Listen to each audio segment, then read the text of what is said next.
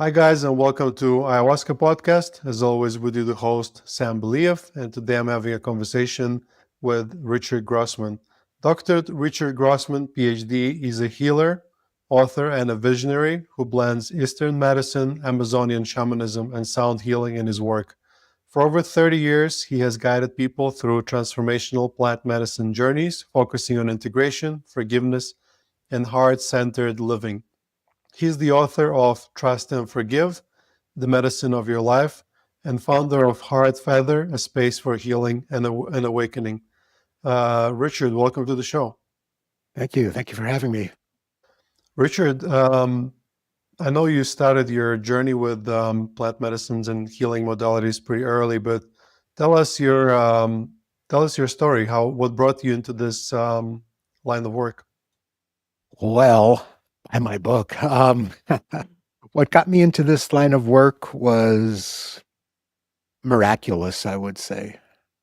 Something that I still don't quite understand, in that when I was a child, a relatively small child, we were given an assignment by our teacher to decide what we want to be when we grow up.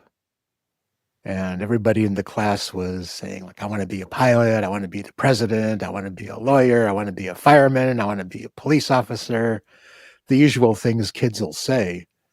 And I said I wanted to study the effects of plants on the mind. And which was extraordinary because at that point, I don't think anybody really knew that very many plants had an effect on the mind. I certainly didn't. I don't know where it came from.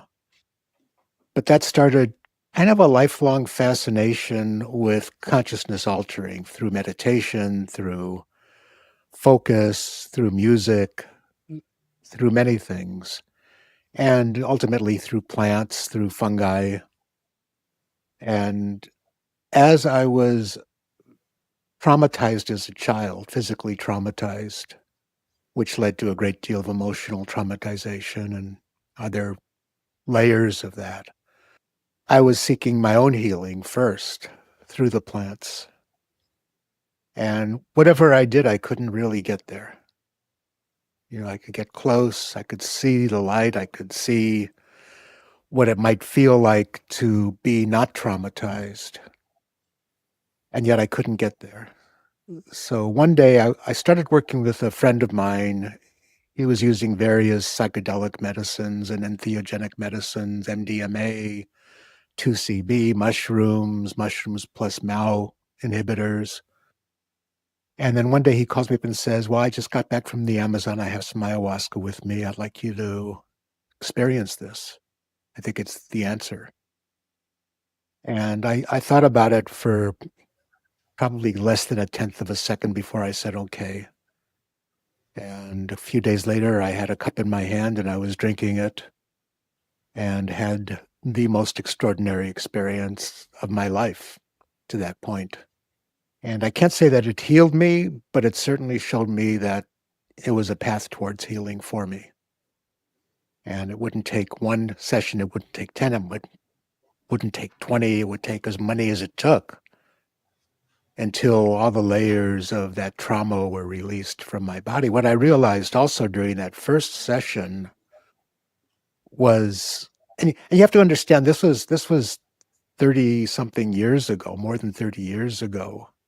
So there wasn't an ayahuasca community. There weren't hardly anybody even had heard of ayahuasca.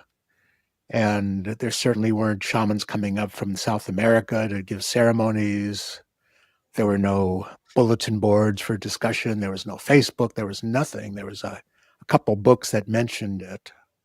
And so what I was realizing during these initial sessions wasn't the result of my hearing many other people talking about these things. It was a real, in the moment, understanding that the trauma didn't begin with me in this lifetime. It went back quite far into the past. And as I unpacked that, the places that I recognized inside of me that were carrying trauma also went back in time. So, and I'm not going to say they were past lifetimes. I'm not going to say they were anything other than there were places in me that were carrying these scars, these impressions that had the setting of the past, many settings of the past, that when I released them in the visionary state I was in, and when I could trust what was happening and forgive what was happening, it changed my life in the present. Mm. Thank you for sharing that. There's so many things that you touched upon that we can go to, but let's talk more about, obviously you work with the medicine now for 30 years, and you've had your own healing process, and you've experienced many other people heal. That's a question I like to ask everyone. Is like in your understanding, how does that healing happens? You talked about peeling off the layers of your trauma, but like how does one heal from ayahuasca with ayahuasca or through ayahuasca? What is the mechanism in your opinion? There's probably many answers to that. First off, I have no idea. To me, it's a miracle. When they talk about milagrosa medicina, miraculous medicine, I believe that. I believe that with ayahuasca, we're teetering on the frontier, on the border between this world and something mystical and magical. And so the healing, we can go through the physical healing of ayahuasca and the fact that MAO inhibitors are antidepressant and all of the research that's happening now about DMT, which I'm honestly not really up on, but all that's happening. But there's also the part of call it the intention of what could be perceived or thought of as the spirit of ayahuasca, that there is a agenda in that combination of plants, or what the combination of plants opens a person up to, that has the intention and the goal of healing. So that's a semi-mystical interpretation along with a semi-physical interpretation. For me, what happens is that we're incredibly complex beings, these things we call humans. We're multidimensional, multi-layered, multi-lifetimed, possibly, and we're the sum total of everything that's ever happened to us, plus how we interpreted it. And the interpretation part's very important. So I can, if you have two people who have the exact same experience, the interpretations will determine what the outcome is on each one of their lives. So when I was in an ayahuasca vision in that first ceremony, and I found myself in a Nazi concentration death camp as somebody who was being led to their death, 3D, ultimately realistic experience, I had to go through a whole process in my mind that led me to a place where I could trust something. I won't give it a name. What I say is trust the process of trusting. And I had to forgive everything about that experience that I was in. And forgiveness meaning letting go of all of the connections and threads and tendrils that impression or memory or whatever it was had inside of me, that was hovering constantly in the realm of the unconscious mind. I might not be aware of it, that's the definition of unconscious, but the impressions of it, the energy of it, hovered underneath my consciousness.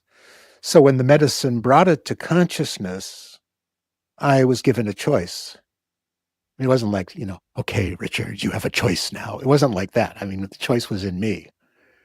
The choice was my choice. It was my decision, my everything, was to create a story about what I was experiencing, to create reason, to create judgment, to create anger, to create hatred, to create all of the stuff that human beings are so bloody good at doing. Or I could release every aspect that I could find within me of my connection and that connection to me that that impression had, and let the flow of time heal it and wash it away until it was no more. Obviously, the memory of it's still there, but the impact of it on me as a human being, as a soul, was to a great extent healed in that experience. That's why I say it's magic. It's magic. Yeah, It's like hard to psychology doesn't deal with that, that I know of hard to anyway. explain magic Hard to unless explain magic. people. As someone who have experienced magic through medicine myself, I understand what you're talking about, but it's really hard to explain to someone. It's like, how do you explain to a blind person the color green if they've never seen Yeah. any color red? It's kind of similar to that. I like in your story you describe a moment where ayahuasca sort of claimed you and said you're mine now, and Yeah. it's very interesting. I'd like for you to share it because I had a similar experience. So tell us that story. This was on my first trip to the jungle, 2003, I think, or two. Don't remember exactly, but I was getting my ayahuasca interest revived somewhere around the year 2000 after putting it aside to start an acupuncture practice and become a doctor and all of the intensity that that entails. Um, but I wanted to go to the jungle, and when I was 18, I wanted to go to the jungle. I had gotten back from a trip to India, and I had two choices. One was to go to the jungle, and I had no idea about ayahuasca at that point. I just knew that there was something down there for me, or to stay here, and I chose to stay here. Kind of glad I did, because I probably wouldn't have survived the jungle at 18. I certainly didn't have enough money to fund myself down there. Um, so anyway, long story long, uh, I was invited to meet up in Ecuador with a shamanic family and take a probably about a week-long boat trip down to Iquitos from Archidona. And I didn't take more than a few seconds to decide yes on that one, because it just seemed like the most amazing experience. And so we had several ceremonies with this family. And then somebody told the father of the family, the medicine person of the family, that, gringos, we like the medicine strong. And that upset him, and it also was a challenge for him. And the next couple of days later, we were sitting out on the porch of his little house, and he was passing around cups of this medicine, which each person drank and almost immediately ended up heaving over the side.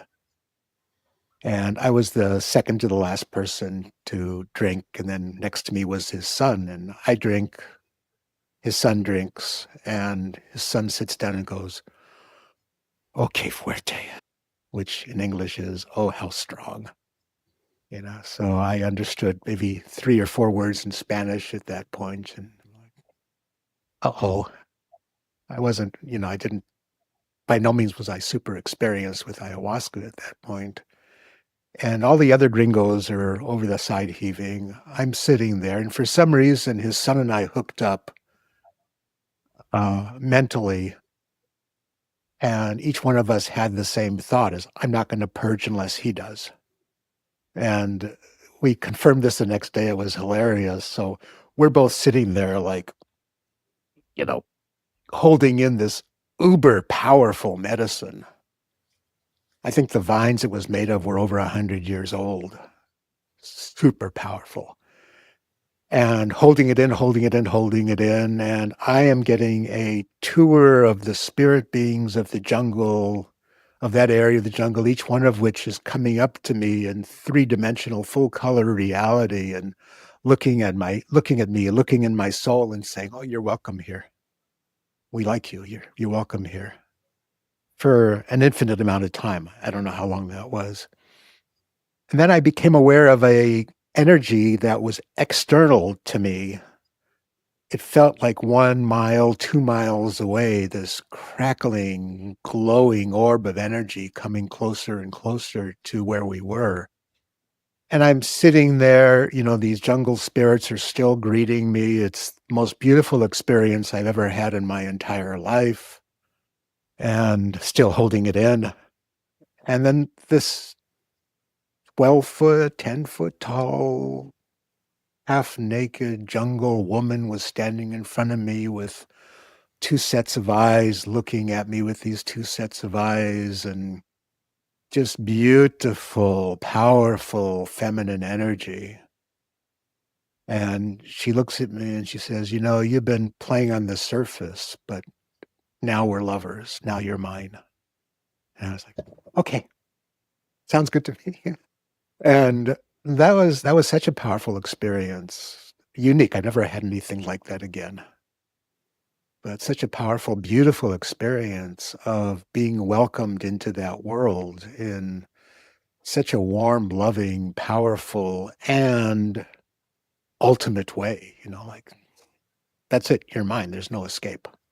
Mm. And I was very happy at that point to understand that this medicine at that point became my life, became what I wanted to do with my life. I mean, I already knew it was what I wanted to do with my life from the first time I took it.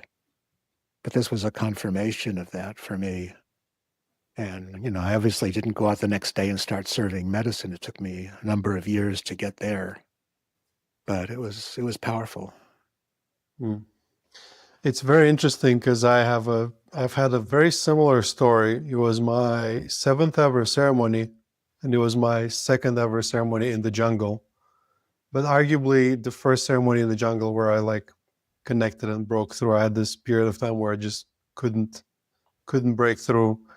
And I had a similar experience where I was given a tour of something, but it was not like entities were coming to me. I was somewhere else and they were showing me how things work. And then I had this message download like this is your path and this is how you do it.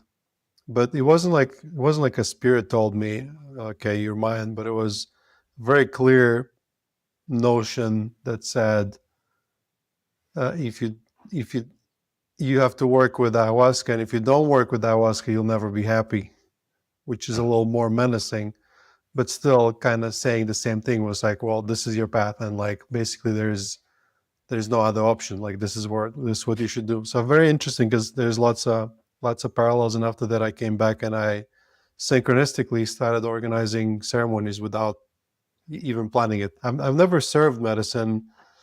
I've been working with it for 5 years now. I'm not really necessarily planning. Maybe eventually, if it's necessary, because my my vision was different. It was more about like one-on-one work, and so far I'm satisfying that necessity just by organizing the retreats.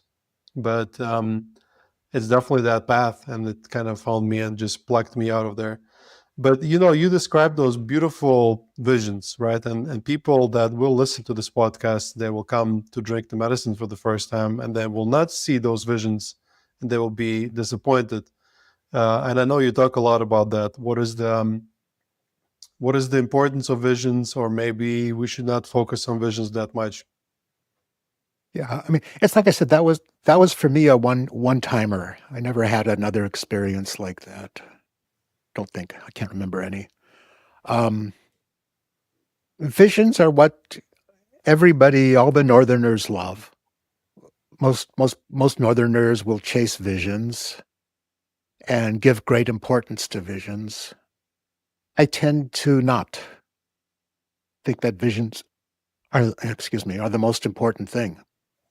Because how does a person know what's a real vision, a visionary, mystical state vision, versus brain farts, stuff discharging out of the brain?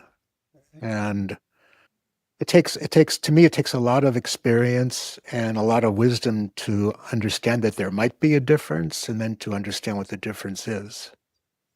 It's a classic thing, people go down to Peru or Colombia. I don't know if it happens in Colombia, but I know it happens in Peru. People go down there and I was in a restaurant once in the Sacred Valley, and this group of Northerners came in and sat down in the table next to me, and they're talking, and it was like, "Oh yeah, I had the most amazing download. I got to get a new tattoo today, and oh yeah, I had an amazing download too. I've got to change my name, and I can't wear green anymore." And these like, what are these downloads? What are they coming from?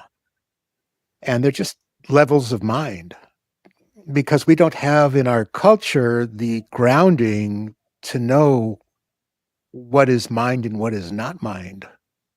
What is what's going on in the head and what's going on in the heart. And because of that, when we interface with the medicine, all too often we take the things that are of the mind to be coming from the medicine. And it's why, one of my horrifying phrases that I hear, which is like, oh no, if somebody that I serve medicine to says this, I'm like, I've got some work to do here, is, gee, last night the medicine told me, dot, dot, dot. And that always is going to need unpacking, almost always going to need great unpacking, because all too often it's exactly what you wanted to tell yourself. Not you personally, Sam, but you wanted to tell yourself, that is, again, interfacing with the brain via the power of the medicine to not necessarily create a state of clarity, but will almost certainly create a state of confusion. The medicine told me to quit my job. The medicine told me to get divorced. The medicine told me to get married. I was in a ceremony once, and these two people were sitting next to each other that didn't know each other, never met each other. And during the ceremony, the medicine told them to get married. They did the next day. 2 weeks later, they were divorced. Wasn't a good thing.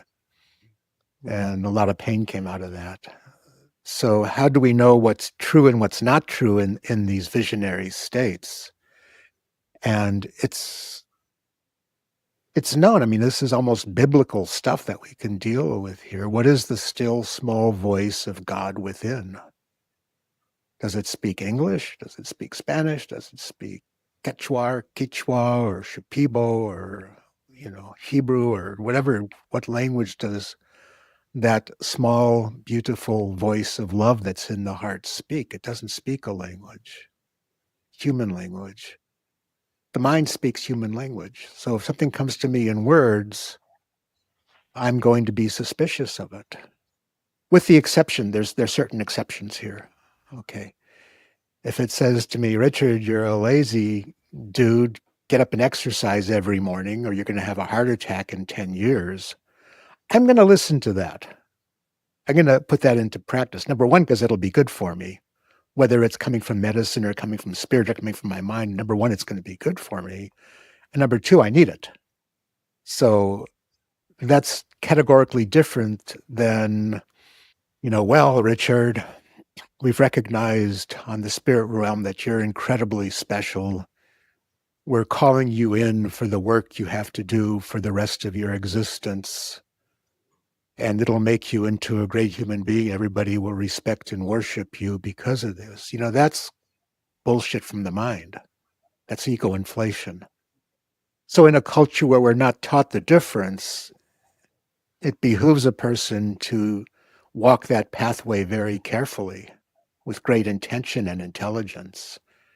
And that's where I think the integration piece comes in, is hopefully the person who is doing the integration work with somebody else has gained the wisdom to know inflation from message of the heart.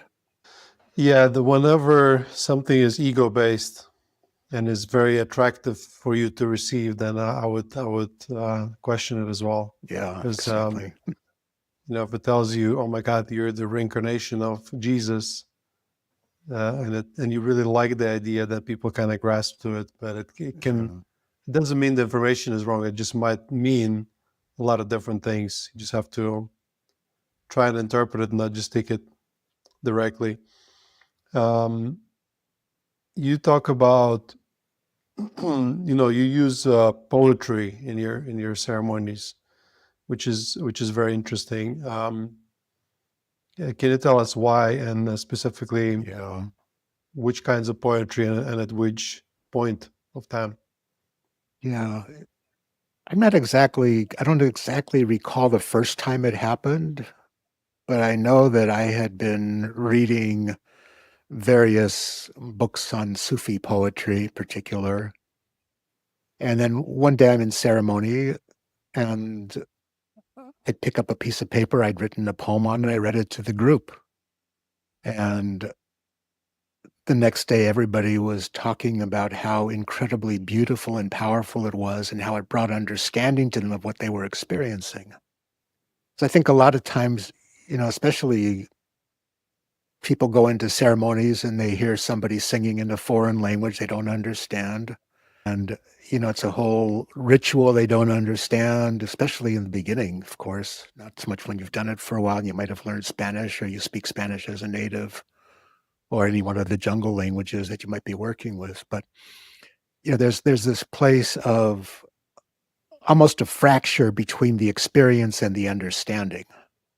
And so if I read a poem that speaks directly into the same experience that people in the room are having, it creates a connecting point where their mind can understand their heart a little bit better. Their mind can then, instead of like having the heart, having the medicine work going on here and then the stomach and everything else, and the brain's going, what the heck is going on here? It's like a point of focus. So if I were to recite a Rumi poem, for example, which is where my poetry work started with Rumi and Kabir and Hafez primarily. Now, I just collect poems now that each one of them has a specific place and ceremony that works really well. But if I were to read, a poem that said something to the effect of, "Oh, incomparable giver of life, cut reason loose at last. Let it wander gray-eyed from vanity to vanity. Shatter open my skull, pour in the wine of madness. Let me be mad, mad as you, mad with you, mad with us. Beyond the sanity of fools lies a burning desert where your sun is whirling in every atom. Oh, beloved, take me there. Let me roast in your perfection." So that's a Rumi-ish poem. That one, at that place where you're afraid to let go, where you're afraid to surrender to the power of the medicine. You think it's going to destroy you. And, here's something from possibly, 1,000 years ago saying, we've been here. We've done this. We know. It's okay. This is a gift you're being given. This is something valuable that you're being given. Don't fight it. Let go. Let your head be shattered open. Let your skull be shattered open. And let that wine or vine of madness be poured into you. And then beyond the sanity of fools, one of my favorite lines in poetry, because what is the sanity of fools? That's life unlived. That's life unexplored. That's life as an automaton, the prisoner of your thoughts, the prisoner of your emotions, the prisoner of your past, which is what we call sanity. Beyond that is a burning desert where the sun is whirling in every atom. Oh, incredibly beautiful to recognize that a person can let go into that experience of being utterly and totally overwhelmed, of being utterly and totally shattered, and that it's okay. That it's okay. That it's not only is it okay, but another beautiful line is, this is the greatest gift a human being can ever be given. Existence has no greater gift. For somebody who's in the middle of, maybe their head's in their bucket and they're processing through their life and they're on the verge of a breakdown, to recognize that, whoa, this is such a beautiful, incredible gift that you're being given here. The possibility to heal, the possibility to really let go of the past, the present, and the future. to the past and the future and live in the eternal present. So poetry, sometimes a poem is good for a laugh. It's just really funny and it breaks the tension. Sometimes they're just, honestly, I read them because I love to read them. Yeah. No, I'm very, very far from poetry. I've never read poetry. I've never appreciated it, but I've been recently interviewing people, and they mentioned that, and I've started sort of watching those YouTube video where the poetry is read, and it does make you feel a certain way. So I think there's something there. Kind of gave me an idea. Somebody needs to write some medicine songs with those lyrics, and just get people to feel it Yeah. through music as well. Um, how old are you, Richard? I never tell. I'll ask ChatGPT later, but you're obviously you're obviously older, and you have a big gray beard, and you've been I dye it gray every night. So, it's a disguise. okay, yeah. But obviously, you've done a lot of healing, and you've been doing this for 35 years now. I've been in it for 5 years, so 30 years later, I could probably expect similar level of results as you. But I've been the occasionally I feel really confused because I've learned so much and I've done so much and I've healed so much, but it's like there seems to be always more, and it's increasingly more. And like, is there ever a point where you're like, yeah, you know what, I'm healed now, I just feel good? Is there like, is there a light in the end of the tunnel, or is it just a never ending battle? Tell me about this, because I know that you seem like someone who would know that. As far as I can tell, it's a never ending process. But on the good side of this, there's different stages to that never ending process. And the first stage is dealing with your shit, dealing with your stuff. That can take years or minutes. All the places in life where there's regrets, where there's pain, where there's trauma, where there's grief, where there's loss, all of these things put impressions inside of us that can be untied. The knots can be untied. It's a good analogy. And there's a lot of it. There's a lot. Then there's a familial karmic healing, which kind of can go back through family stuff.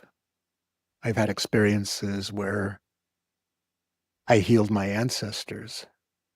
There's karmic stuff. There's all of these, let's heal this because it's causing me pain level. There's a lot of it. And the good news is that even healing one aspect of that makes life better. So it's putting the puzzle together, or maybe taking the puzzle apart, you know. But then there's another level of healing that comes after that, which I call the how good can it get level of healing. And in that level, that's an infinite journey because we're infinitely journeying into the infinite. And so, no matter how far I journey into love, there's more. No matter how much light I experience, there's more. No matter how much joy I experience, there's the potential for more. And so that takes it out of the heavy, like I got to heal thing, which is certainly part of the process, and takes us into the realm of the mystics and the saints. Is how good can it get? And I was talking to somebody last night about this, and I said, imagine the miracle of just taking a breath with nothing else going on. Not easy, to take a full in and out, slow breath where you're letting your body breathe you, and the mind isn't giving you a tour of it. We're finding all the reasons why one breath is enough, don't take two. Whatever the noise coming out of the head is, that's going to be there. So then we get into the realm of when I was first in the jungle, I had a realization that ayahuasca on some levels was the Raj Yoga, the jungle's interpretation or vision of Raj Yoga, of the yoga of meditation, the yoga of consciousness, the yoga of understanding beyond intellect. And I think that, that's why you'll get some of the old guys that have drunk 1,000 times and hope to do it 1,000 more, because each one there's new. There's new learning, there's new experience, there's new joy, new bliss. It's ever unfolding. And, in the Eastern cosmology, it's the lotus that's eternally blooming at the spinning heart of the universe, eternally blooming, and each moment of it is fascination. Each moment of it is something that, as Kabir said, my heart's bee drinks its nectar. I'm in awe of this. And awe is, I think, the highest, awe plus gratitude is the highest level of human experience. So I can, go through, I got to heal this, I got to heal that.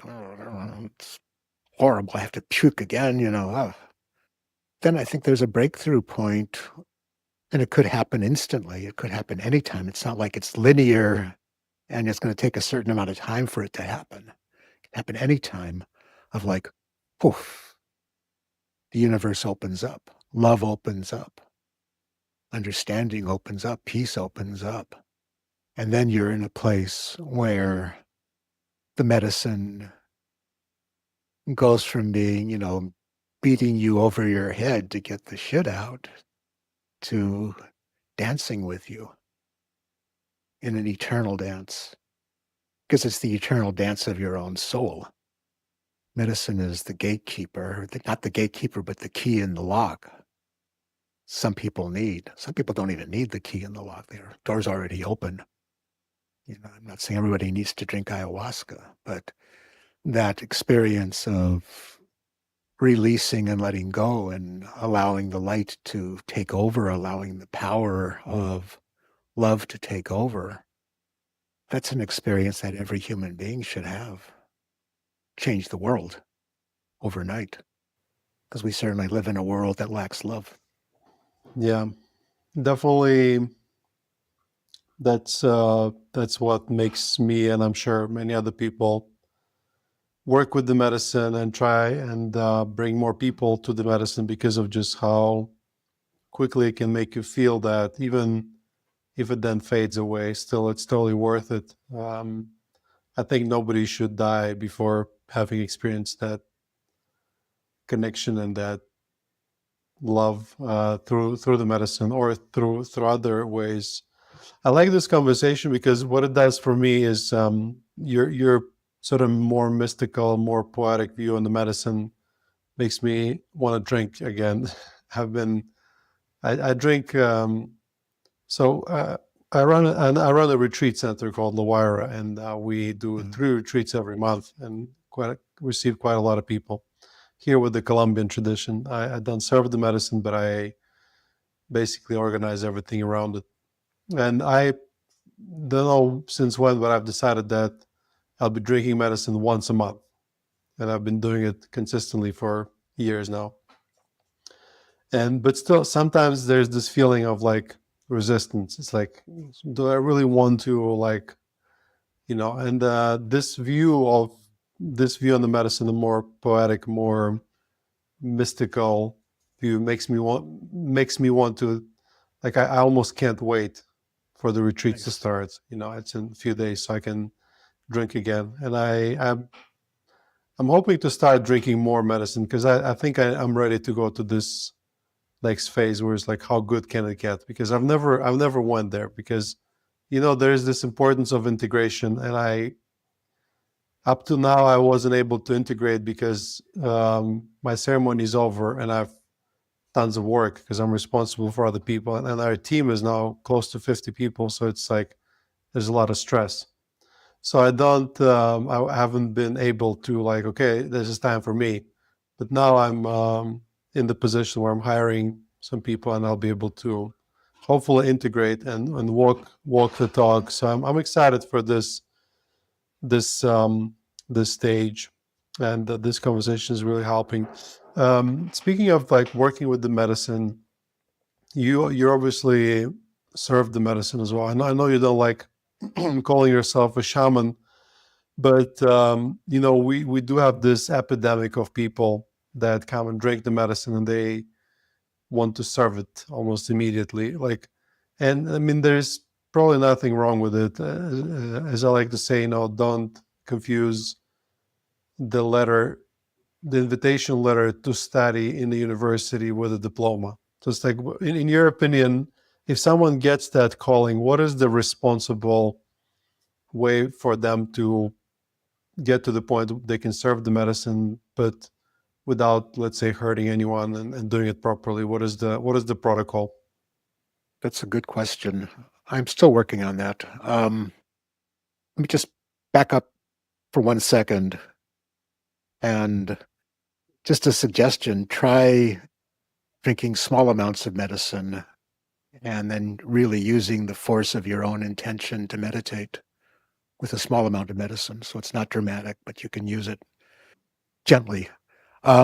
So going to the protocol, what makes a person who serves medicine good at it is they have to have a deep understanding of who they are. They have to have undergone their own deep, deep, deep, deep, deep healing. So they don't bring their own stuff into ceremony when they're trying to lead a ceremony.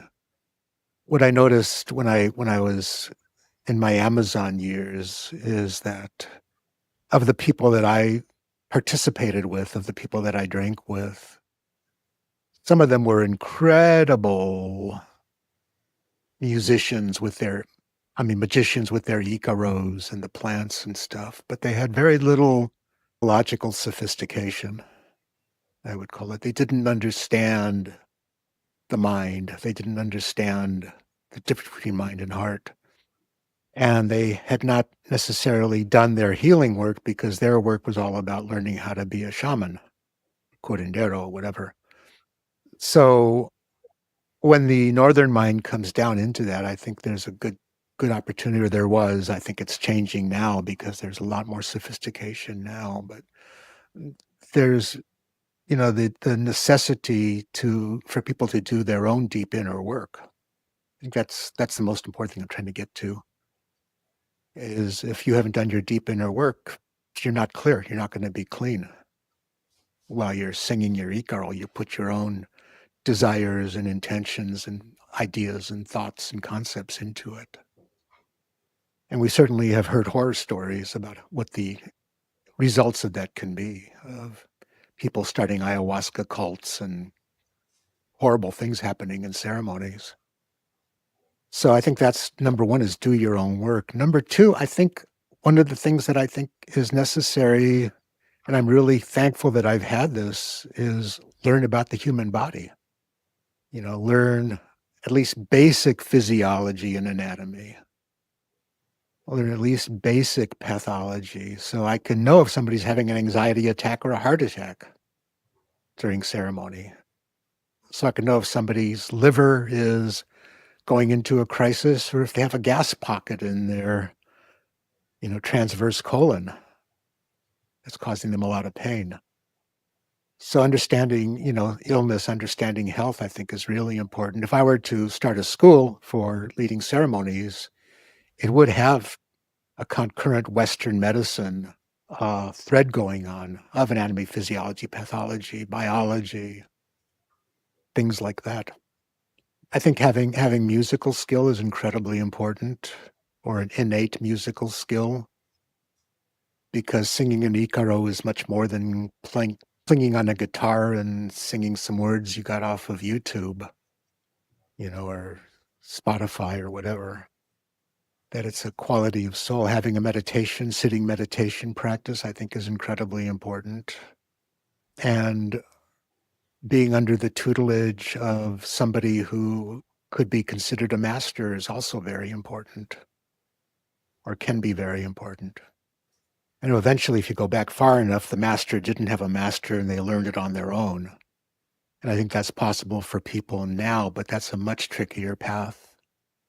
So finding a good teacher is really important. And in that, the X factor would be loving the work, would be loving it more than just about anything else there is, other than maybe your family, and wanting to see people heal and light up. And it's a tricky path there, because there's always the money thing, there's always the power thing, and there's always the people who hear voices in their head because they haven't done their own work to know the difference, who are told strange things as the leader of the ceremony that they need to do. And those strange things hurt people. Power imbalances happen. Having an incredibly airtight code of ethics that you practice by is incredibly important. Sacred Plant Alliance has an incredibly good code of ethics I worked on. And no first aid, no CPR, know when it's out of your hands and you got to get somebody to a hospital, which if you're leading a good ceremony and doing good intake should never happen, but it does. People die in ceremonies or die because of ceremonies still. And I think that's basically incompetence on the part of the person who was leading the ceremony, or really bad luck, because people die. But people who drink medicine and they're healthy and then they die, it's because of incompetence of the ceremony leader. Unless it's like a CVA or a coronary or something. So it's making it your life. It's understanding the amount of education that's really needed. I think certainly as Northerners, we have a different psychological makeup than jungle people have. I think it's important to study and understand the Western Northern mind. In other words, it's a lot. I mean, if it was a school, if there was a school to teach people how to lead ceremonies, it would be at least a 4 to 5 year program, full time, as though you're going to chiropractic school or medical school or acupuncture school. It's no less intense. And certainly the level of competence is equal or greater than many of those things. And as homework, there would be a lot of drinking of a lot of medicine. How many ceremonies would you say minimum somebody has to do before they even consider serving? 100. I know you've done more than 1,000 ceremonies. 100. 100 minimum. First 10, you completely don't know what you're into and what you're doing. It's overwhelming. And then you got to do your own work, which is going to take a number of ceremonies. And I think 100's a good level, because if you get to 100, you're dedicated. You want to do it. It's part of who you are. And that takes the the festival shaman away. The joke is, just because you go to a festival and drop acid doesn't make you a shaman. There's certainly plenty of people that you've probably met, I've certainly met, who it's like, yeah, I'm a shaman. Eyeballs spinning in opposite directions, crystals. Yeah. I've been there and I've seen them, and unfortunately we have created some as well. We've had people that came here and had medicine for the first time, and they've been inspired, but they just wanted to take a shortcut. And I try to always communicate that. I think that analogy is really good. Don't confuse the invitation letter to study with a diploma. That's about it. And I think your expectation of 4 or 5 years and Angit ceremonies at least, I think that's very reasonable. And in a way, you're setting a very high standard even to most indigenous shamans, because a lot of them don't know the medicine and a lot of them are not good singers. So I think it's a reasonable thing to expect, because I like to call shaman like a neurosurgeon for the soul. It's like the work is invisible for most people, but it's very complex nevertheless. So would you trust your brain to someone with 1 year of experience. Of course not. That's why neurosurgeons they study for 10, 15 years, and it's even more complex. Your soul is even more complex, as you implied. There's layers, and there's all this magic. So yeah, I think hopefully someday we'll have a branch of medical school training with a bit of musical training and a bit of business training and everything that's required to get someone to be like a proper medicine giver. So yeah, there's definitely lots to grow there. um, you also do acupuncture in your ceremonies occasionally. It's very interesting because someone reached out to me on your behalf, trying to get you on the podcast, and one of the reasons I was really interested is because I've been talking recently. I've met a person that talks a lot about acupuncture, and I've never really crossed my path before. And then I know you know about acupuncture, so I want to learn more about that, and what is the connection between acupuncture and the medicine work. Yeah, I rarely do that, I have to say. There was a period about 5 years ago I did a lot, especially with Wachuma. The needles have their own incredibly ancient and powerful magic to them and skill. And it's not unusual for somebody who's in a medicine ceremony to discover that there's places inside of them, literal places, stomach, intestines, whatever, that are completely knotted up and stuck.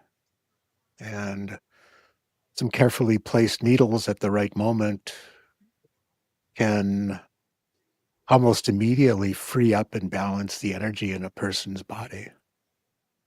Beautiful. I mean, it's like, oh, matter of minutes. And I don't do it too often with ayahuasca because basically, if I have 10 needles in somebody and they need to purge, it's going to be not a good thing, Mm. Quick, quick, get those out. But with Wachuma, there's usually more of a warning, and there's a purge point, and then that doesn't tend to happen again. But it's the needles are phenomenally powerful, and they do have a spiritual tradition to them, as well as a healing tradition. Much of the spiritual tradition's been lost or been hidden, I would say. But in lieu of the physical healing, which happened when the PRC decided that anything spiritual was no longer part of who Chinese people were. But there's a great deal of wisdom in that tradition that I think matches perfectly with medicine work when it's done skillfully. And please don't go out and buy some needles and start sticking it into your second ceremony you've ever led, because you're a shaman because you dropped acid at a festival, and you're an acupuncturist because it resonates. Well, it takes a lot to learn acupuncture. Okay.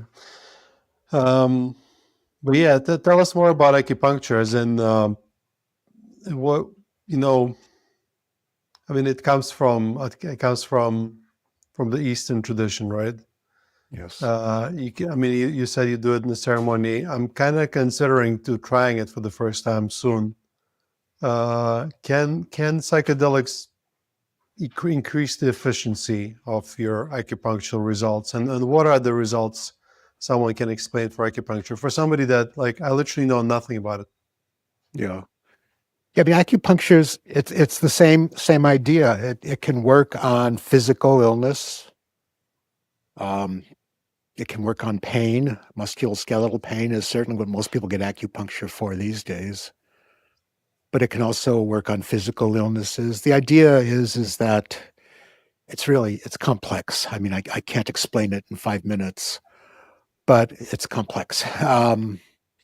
In Chinese cosmology, there's 5 elements: fire, earth, uh, metal, water, wood, and fire. I think I got that right. Anyway, and each one of those elements relates to two specific organs in the body. For example, the earth element relates to the spleen, pancreas, and the stomach. And also they all relate to emotions. So if somebody has, for example, we'll stick with earth, somebody who thinks a lot, who ruminates, chews their cud of their thoughts, would be showing an imbalance in that particular element. So there's hundreds of points on the body. Some of them work on, there's the points that are like shoulder points. Those normally just work on the shoulder, you know. Then there's the points on the hands and the feet, where the points on the hands and the feet become like circuit. What is it, where you have a train going down the track and that can go to two different directions? What's that called? Junction? I don't know. But anyway, somebody pulls it, and in the old days, and the train would go in one or the other. So the points on the hands and the feet, and to a great extent to the arms and the legs as well, lower arms and lower legs, serve as these switches that can shift energy from one part of the body or one element to another. So as there's these 5 elements, there's other ways of looking at acupuncture too. There's many theories of it, but if one organ is excessive, another one is likely to be deficient. And excessive can be caused by external pathogenic factors, disease, basically, by internal pathogenic factors, what we think about, our emotions, food we eat, things like that. And so if one is taking too much, one gets hyperactive, another one's going to be hypoactive, generally. This is gross simplification. So I can find by looking at the person's face, looking at their skin, looking at the color of their face, looking at their tongue, looking at what's on their tongue, what's not on their tongue, feeling their pulses. There's 6 pulses on each wrist, and each one relates again to a specific organ in the body. I can determine which point to use to open up the pathways where it might be stuck from one organ to another, and then bring things into balance. So Chinese medicine is the medicine of balance and harmony. The whole idea is to harmonize the physical, emotional, spiritual body, into ease. With medicine, I think everything gets amplified on medicine. Somebody with a small degree of imbalance in their stomach might discover that they have stabbing, intense pain in their stomach that won't let up. And along with that, there may be hidden thoughts, repressed thoughts. So if I then go in with a needle into the exact point, I can even do it with my hands, into the exact point of pain, and be there for a little while I'm doing points on the peripheral points to allow the balance and harmony to occur, allow the switches that are stuck in one direction or the other to be freely flowing in whichever direction is needed. Then very powerful treatment can happen. Very long-lasting treatment can happen. That's the beauty of that particular combination of work. Like when I was one of the jungle healers I worked with said, you're really a bridge. You call me bridge man, because you know so many different cultures and ways, and you're bringing them all into this coherent, solid thing. So I love learning. I love experiencing. I love, in my ceremonies, we don't just have ikaros, we have music, a lot of beautiful, beautiful music from different cultures, and they become medicine music. So it's this, the medicine has escaped the jungle for good, I hope. Somebody once asked me about that, and I said, maybe ayahuasca wanted to become a tourist for a while and learn about the rest of the world. Maybe she got a little bit tired of just Icaros and wanted to experience more of what this world has to offer and see what the rest of these crazy monkeys are doing around the world. You wanted some Pink Floyd and Beatles on top of that, not just Icarus. It's happened on my medicine. ceremonies. Yeah, medicines definitely have escaped and went all over the place, and there's definitely merit to balancing all this knowledge because it's kind of like in science. Previously we had all kinds of different sciences, and then came together and made a better, bigger science. So that there's definitely need to combine that knowledge and expand it. So Yes. I'm glad that you're doing it, and hopefully more people in the future. And thank you Thank for you. your little workshop on the acupuncture. I'm hopefully gonna try it soon. Um, Before we wrap up, tell us about your books and maybe some explain to people where they can find more about you and learn more about your work. Commercial break. This is called, I guess it's backwards, isn't it? Yeah, No, it's I going to can be see it. back. It says You can "Trust see and it? Okay. Forgive: The Medicine of Your Medicine of Life" your by life. Richard Grossman. Yes. The journey starts where you are. And that's like it's a major work for me. People for many years said you should write a book, you should write a book, and I'm like, I don't want to write a book. I don't want to write a book. It's too much work. I'm not ready. I don't have enough to say. And then I had done, like I've written a bunch of essays and stuff that was just hanging out on my computer. And then came COVID, and then this became my world for a couple of years. And fortunately, the outside, I live in the mountains and there's beautiful hiking trails here. But I started writing, and I wrote and I wrote and I wrote and I wrote. I wrote about my life. I wrote about my stories. I wrote about others' stories. I wrote about philosophy. I wrote about what's wrong with the world, and turns it into cohesive vision that is trust and forgive, which is what came out of that initial powerful experience in the concentration camp, where what was being told me as a way to get out of it was to trust and forgive, and which is a whole process that is a lot more than just those words. So the book has some stories in it. It has some fiction in it. It has a lot. I can't even say everything that's in it because it's too It's much. a pretty hefty book. It's I'd never written more than like maybe 10 pages before, and this one has 322 pages, and it's beautiful.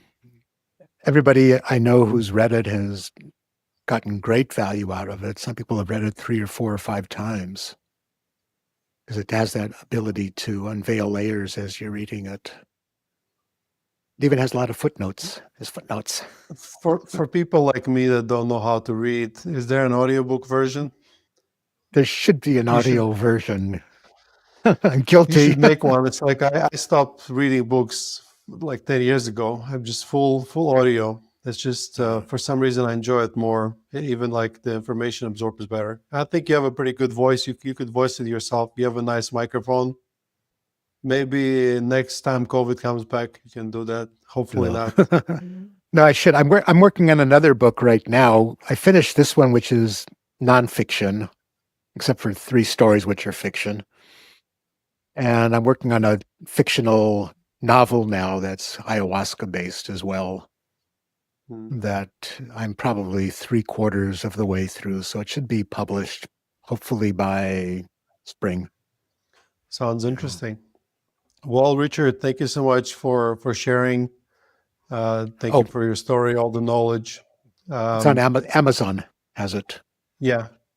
Once again, Amazon, Trust and Forgive: The Medicine of Medicine Your of Your Life by Life. Richard Grossman. Or it's also on Check my it out, guys. website, which is heartfeather.com. Heartfeather. And Heartfeather.com. you can reach me through Yeah. heartfeather.com if you need to reach me. Yeah. I'll leave some links in the show notes as well. Thank you. So yeah, thank you so much, Richard, and hopefully you can come to Colombia someday, visit us, and maybe you can help you be even a better and bigger bridge if you expand your knowledge. So you're definitely invited. And for those of you who are listening, thank you for listening, and I will see you in the next episode. Thank you, Sam.